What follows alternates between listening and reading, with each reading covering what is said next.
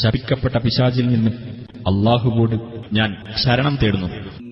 يا أيها الذين آمنوا إذا تناجيتم فلا تتناجوا بالإثم والعدوان ومعصية الرسول وتناجوا بالبر والتقوى واتقوا الله الذي إليه تحشرون.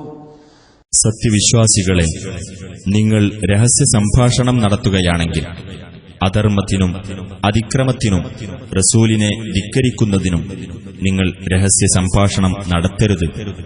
പുണ്യത്തിന്റെയും ഭയഭക്തിയുടെയും കാര്യത്തിൽ നിങ്ങൾ രഹസ്യ ഉപദേശം നടത്തുക. ഏതൊരു അല്ലാഹുവിങ്കലേക്ക് നിങ്ങൾ ഒരുമിച്ചു കൂട്ടപ്പെടുമോ അവനെ നിങ്ങൾ സൂക്ഷിക്കുകയും ചെയ്യുക.